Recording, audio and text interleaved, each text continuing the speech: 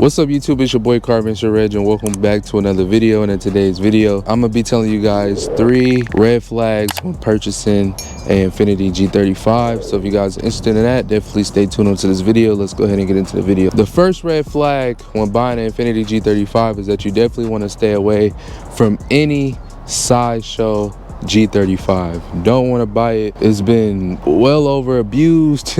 Probably has very poor maintenance. I don't care if they're selling you the car for literally $1,000 or $1,500, especially if you plan on daily driving it. I'm telling you right now, it's going to be a big headache. So honestly, do not buy a G35 that's been in a sideshow, because you're going to have so many problems. Just bad maintenance. You're going to be spending a lot of money with repairs, because it is a difference between maintenance and repairs. You want to stay away from repairs as much as you can, but maintenance is pretty much normal for a car. But repairs meaning, like, you know, if you got to replace an engine or a transmission and stuff like that, you know, things that don't necessarily happen.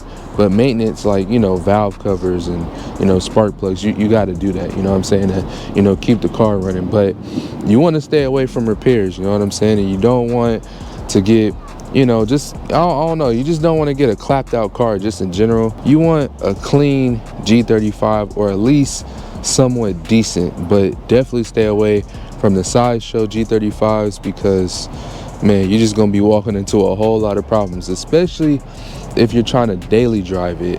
Or, you know what I'm saying, you're trying to daily drive it, then yeah, stay away from it. But if you participate in those activities, then to each his own, you do what you do. But if you are trying to daily drive it and you want to keep it for a long time, you know, longevity, stay away from it. Another red flag, and this is like a red flag to me, maybe we might be on the same page, but this is a red flag for me. I don't want to buy a G with heavy mods. Like, I don't want to buy a G that has been tuned. I don't want to buy a G that has been wrapped. I don't want to buy a G that just overdid it with mods, because they're not my mods. I was just never into that, to be honest. Like, I don't like other people's visions, you know what I'm saying? That's as far as, like, you know, with the wrap and stuff like that, and with their own wheels or what they tried to do with it, and, you know, their own little carbon fiber pieces or whatever they tried to make the car look like. I don't want it. I'm not even gonna lie. Like, if I did want it, I would probably tell the person, hey bro, take all that stuff off. I want it bone stock, because I want to put my own vision. I don't want to drive around with somebody else's vision. I want to drive around with my own vision. But that's just me. Now, the thing about what I was talking about with tunes is that 9 times out of 10 people who have a tune, they've been beating on it. And to be honest, I'd rather get my own tune. I'd rather go through the tuner that I feel comfortable, because this person may not went to the best reliable tuner. He may have went to somebody else and he's just trying to dump the car off or whatever. So there's a lot of things when it comes to that, you know what I'm saying? And for me, I would rather feel comfortable if I get a tune within on my own with the person who I feel comfortable with, you know what I'm saying, and, you know, call it a day. But yeah, I don't want to buy a G with heavy mods. I don't like other people's vision and I'm just driving in it, to be honest. I'd rather put my own spin on things. If you guys look at all the cars that I bought, none of them have been modified at all, you know what I'm saying? The only one that I guess you can say a little modified was the Q50. That one has straight pipe and it had the wheels on there, but besides anything else, that car has not really been modified. So it was cool for me, you know what I'm saying? Plus the wheels, I kind of like it, you know what I'm saying? I kind of like the wheels. But there's not a Q50 video, there's a G35 video. But yeah, I don't want to buy a car with heavy mods, so that's my second red flag. The third and final red flag is that if the G overheats or has big mechanical issues, I don't want it. If the car is overheating, I don't want it, because 9 times out of 10 you're gonna have to replace a head gasket, or just put a whole nother motor in there. And like I said, we don't want to spend too much money, especially when you're trying to daily something. You don't want to spend too much money. You kind of want to just get in and drive. You know, occasionally you might have to do little stuff, or you may have to do, like, you know, big maintenance stuff, like maybe you have to replace a water pump or something like that, but you had to replace anyway. But I don't want to go in and just thinking like, oh dang, I got to replace a whole motor, you know what I'm saying? Or even on this occasion. So let's say if someone was like, hey, look, I got this G, I sell it to you for $2,000, but the only thing that it needs valve stem seals, or it needs new cams, or something like that.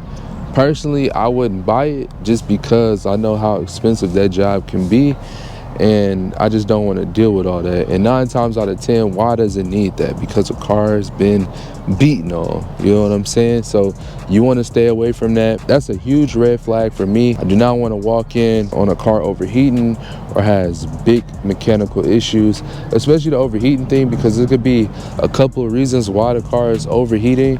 It could be the thermostat, it could be the radiator, it could be the heater hose, it could be the water pump, it could be the head gasket, you know what I'm saying? It's a lot of things that go into a car when it comes to overheating, and personally for me, I wouldn't want to buy it. Those are my 3 red flags with the G35, and this is just all my opinion.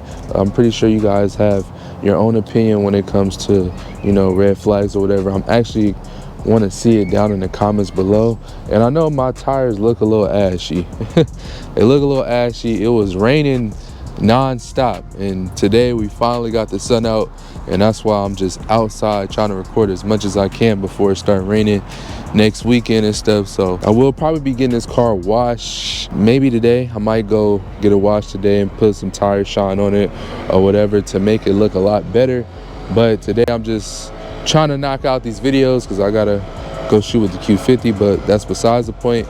But anyways, this is all my opinion, what my red flags will be. Like I said, I know you guys' red flags will be different. Definitely go ahead in the comments and let me know, what are you guys' red flags when it comes to buying cars or a G, and just in general.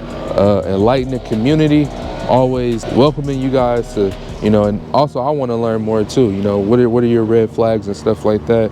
You guys got to know mine. But I hope you guys enjoyed this video, and until the next one, I'm out. Peace.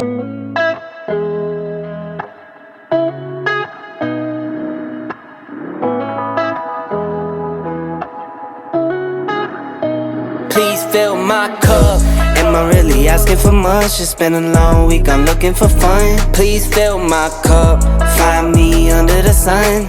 SOS, I'm just looking for a good time. Oh, oh, oh, oh. And I'm singing like whoa, oh, oh, oh. Lit check, been a minute, let me hit the homies in a group text. 10 years, same team. True vest. Got a couple trophies, but no chains on the neck. No. Got a couple Cardis, we don't flood with baguettes. It's a very small world, so my hand holds.